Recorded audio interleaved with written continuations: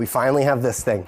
A nice paper bracket. Dave Ackert, your host here at WMBF Sports, joined alongside the one and only head coach, Cliff Ellis. I think that might be shown in some of the scores. Pretty low here for our leaders. -7 under after one round is pretty good. Myrtle Beach has been known for so long as the golf capital of the world. People so excited about this event. Long stretch here, but it's a beautiful course. I mean, maybe explain to people what we're looking at when we're coming up to the famous Alligator Alley. If you've tuned in the past couple of weeks, you already know.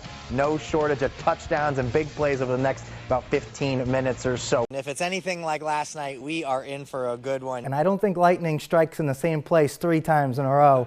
Avs in 5. Really starting to pick up here. Had a couple fans asking me some questions, starting to really pack that place. The NBA draft lottery is approaching, and Little Dame Jr. has a very important announcement. And they look, I mean, I'm no ring expert. They look pretty good if you ask me. It looks like the real thing. I've had a blast talking to you and getting to learn some things about you and honestly basketball in general. One last episode, do you have anything maybe you want to say to the viewers? When it comes to the golf, it's kind of wrapping up, so I think a lot of the people that might be behind us that were out on the course kind of venturing around, they might be coming in and then maybe they'll get distracted by the concert, you know, stick around for a little while, and there's still drinks and food over here too, so there's definitely, like you said, plenty to do once you venture back over towards the clubhouse. Out here in Pasadena, California. We've been talking about this game really for the last couple days. We've had pep rallies to go to. Aloha from Hawaii, everybody. We'll see you out there tailgating. We're going to be live here all morning as those fans start to roll into this parking lot. So obviously, Tegan, I mean, not the outcome Teal Nation wanted to see here out on the West Coast, but they put up one heck of a fight. 4 South Carolina schools in the tournament, 3 in the men's, and then 1 in the women's team. The South Carolina Gamecocks, the #1 unanimous overall seed. All right, ready? On your mark, get set, go! Woo! Oh! The fan experience got things going. Under the table! And had fun for all ages. You think you're gonna beat me? Yeah. Hey guys, it is a beautiful Thursday here from the Venice Beach Boardwalk. Me and Tegan out here having some fun and getting paid for it at the same time. Say that word for me. Chanticleer. How do you pronounce that word? Chanticleer. Chanticleer. One more. Chanticleer. Chanticleer. You're close. Chanticleer. Closer. Chanticleer. The Chanticleer. Chanticleer. Chanticleers? Chanticleer. Yeah, all right. So if you had to guess what a Chanticleer is, what do you think it is? Not a clue. I don't know. I feel like it's an ice cream flavor. What? I need to guess what type of animal. Yeah. A bear, a dog, a cat, a kangaroo.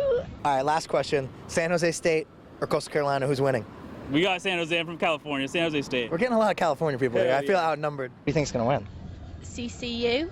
That's what we like to hear. There we go. It's always hilarious, and it's been a great week. But we're gonna have a full recap for you of everything from the game coming up all day Sunday. You can always tune in to WMBF News. But for now, that's gonna do it for us from Honolulu. It's a 1-point spread for a reason. I think it's gonna be a good game. I might have to go 49ers. 49ers. I go with the underdog. I'm I'm in home run territory. I mean, this would be an absolute shot if they hit me. Nothing says America like a massive record-breaking water slide sponsored by a light beer company. I'm right out here on the party deck. I think that's what they call it. I'm not partaking, don't worry. I don't know who that little guy is in the back. Milo, I think, very excited as well, getting the close-up. Mwah. I know the home crowd's excited because I saw them lining up here at the gate before the gates even opened. Pensacola Blue Wahoos have designed what they believe could be the ugliest uniforms ever created. Oh, look at that. Merry Christmas Eve. For my reindeers. Is that a holiday? Did that game come from heaven? No, but it came from Iowa. You're the sports director, and your record is what? It's not good. Bernie has said it perfectly. A lot of bombs flying out of here today. I'm not going to spoil anything with who won, but I'm telling you, he couldn't be more excited to be out here. I think this is where everybody wants to be, not only in Colorado, in Denver, maybe even in the whole country. I hope he to it. sticks to it. Yeah. Yeah, oh yeah. We all got that. See you All right, we'll see you tonight. We had a sports equinox late in October. I believe the last week of October we had a sports equinox. I always talk about those. That's really cool. That's what the NFL, NBA, NHL, and MLB all have games on the same day. One of the reasons why October is my favorite month of the year. Well, hello everybody. Welcome back to another week of Extra Point here on WMBF News. I'm your host, Dave Ackert. If you've tuned in the past couple of weeks, you already know no shortage of touchdowns and big plays over the next about 15 minutes or so. We had some undefeated teams looking to stay that way against some old school rivals, and some practically going all the way across the state to play tonight. If you've missed the last few weeks and you want to see the highlights, go ahead and check out our website or our YouTube page. But that's enough of that. It's already week 5, the final week before region play starts to pick up and we really get things going here. Anybody else still feel like they're a little wet out there? Hopefully everybody's home, comfy, by the fireplace now maybe. All right, let's jump right into some highlights. And then my man, Rivers Johnson, doing what Phillip Rivers never could, running in a touchdown, and he would get some dancing in the rain done. But Devin Granger and the Tigers, they fight their way back into this one in the second half. We know that number 4 can run the ball and put some people out of their shoes with some jukes, but the Blue Jackets defense steps up big time and they win in a close one. Final score, Ackert gets the victory at home on a rainy night. That might be a theme here for the rest of the night. Final score, you see it there, 22-18. We still have a bunch of games to get to from all over the PD, really, and we're going to start with a bunch of L's, not losses, L's. Someone's going to have to take an L. Loris hasn't taken an L. It's Loris and Lakeview. It's a bad joke. I'm trying to be funny. Loris actually hasn't lost yet this season. No L's yet in their record. Looking to keep it that way on the road against a tough Gators team. The Lions get things going, though, here with a pass. And number 2, that's Duke Bellamy, who catches it in the end zone.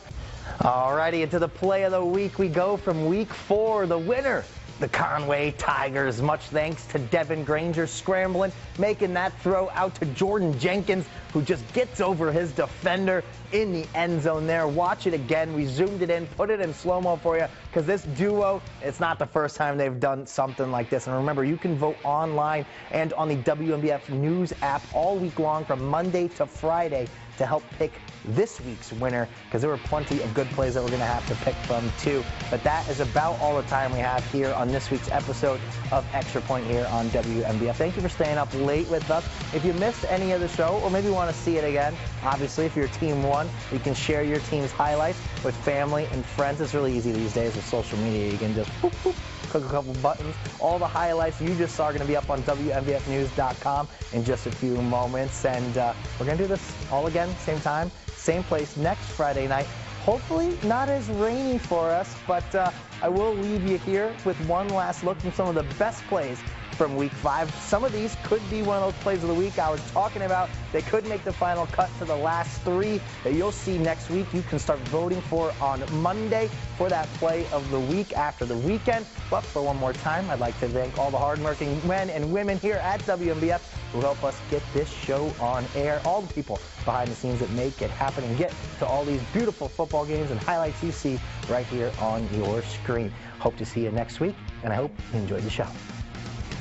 It is honestly kind of like a workout fighting this wind. It is crazy. If you see, I'm not exaggerating. It literally is knocking me off my feet at times. Not off my feet, but off balance. I literally have to stand in an athletic position. That's right, we got boots on the ground. Yes, our Dave Ackert joins us live from Honolulu, kicking off our weekend-long bowl game team coverage. So, Dave, how was the flight? When did you get there?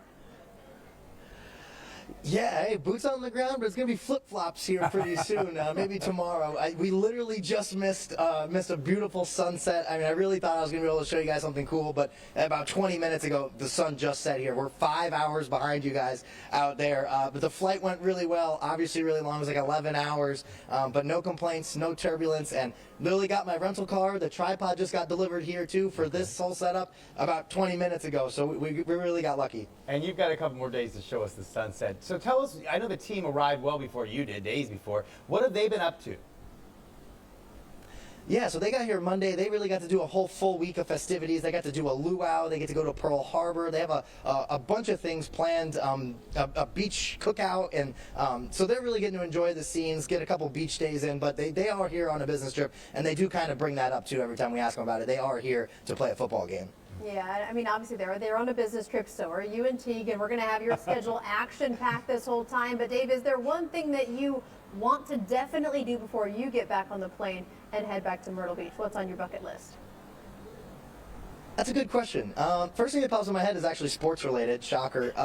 The Pro Bowl for the NFL used to be here at Aloha Stadium. I've kind of always wanted to see that. That's not where the Hawaii Bowl is at. They are going to play where Hawaii University plays. But I'd really like to see that Aloha Stadium because it's a giant stadium that I don't know what they use it for anymore because they don't use it for the Pro Bowl. So that would be really cool to see. No surprise. Sportsman wanting to do some sports thing. Yeah, can't think of a better way to end our coverage here in Hawaii. It's been one amazing trip, and we wanted to wish everybody a Mele Kalikimaka, a Merry Christmas Eve, and Happy Holidays to all. And Tegan, for one last time for us from Honolulu, that's going to do it. Dave Ackert, Tegan Brown, WMBF Sports.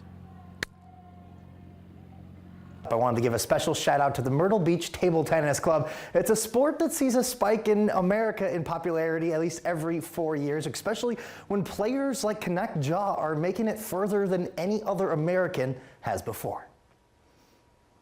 The Myrtle Beach Table Tennis Club meets every Tuesday and Thursday from 4 to 7 at the General Reed Base Recreation Center in Market Common, and it's been going on since 1996. But as soon as I heard about it, I came here. I got beat by everybody here. I thought I was good. I could beat everybody in my family. I came here and got beat every time, Tuesdays and Thursdays, every night that I came here for 6 months before I beat somebody.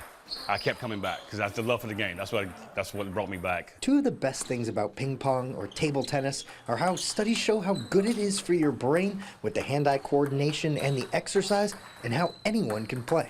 This game can be played from a 3-year-old to a 103-year-old, and I've seen every walk of life and every age from 3 years old to 103 play this game. It's pretty amazing. A lot of people would describe table tennis as athletic chess. There's a lot of tactics that are going on. You gotta study your player as you play them. Figuring out everything on the fly is what makes it so challenging at the next level, and that's only amplified for Olympians. I've played in a tournament where Connect Jaw for the United States just won 3 rounds. I mean, I've shook his hand and met him, so half a dozen of us have done that. Table tennis has a rating system, and what you see at the Olympics, they're all 2,500 to 2,800. I'm 1,800. A 2,000 player is considered an elite table tennis player. It's a whole different world. The table tennis you're seeing on the Olympics it's all about spin. But like any Olympic sport of smaller popularity, outside of the competition, there's a community, and that can be seen right here on the Grand Strand. There's a family, right? Like if you go and travel to some tournaments and you start seeing familiar faces and those faces become friendly faces, there's a little community for sure, and especially in our area, the Southeast. And maybe the best part of any family is there's always room for more. Anyone, any skill level, any age, gender, or race is invited, especially at the Myrtle Beach Table Tennis Club. Wanting to invite people, come play if you're interested in, or you play in your game room, or you play at a bar or at a friend's house. Come visit us and give it a try. It's challenging, but because it's challenging, it's rewarding.